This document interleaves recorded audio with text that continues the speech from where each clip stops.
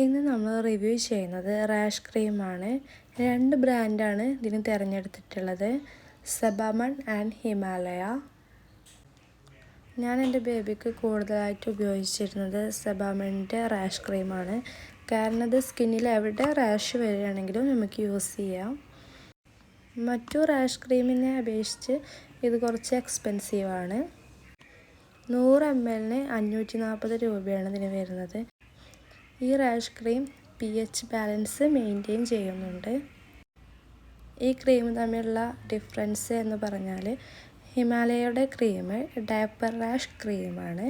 അതായത് നമുക്ക് ഡയപ്പർ റാഷിന് കാര്യമായിട്ട് ഉപയോഗിക്കുന്നതാണ്. പക്ഷേ സെബാമണിൻ്റെ ക്രീം നമുക്ക് എല്ലാവിധ റാഷിനും ഉപയോഗിക്കാൻ പറ്റുന്നതാണ്.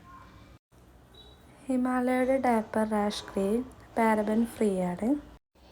ഇതിൽ പ്രധാന ഇൻഗ്രീഡിയൻ്റ് ആയിട്ട് വരുന്നത് ആൽമണ്ട് ഓയിലാണ്. ഇത് ക്ലിനിക്കലി ടെസ്റ്റഡ് ആണ്. 50 ഗ്രാമിന് 150 രൂപയാണ് വരുന്നത്.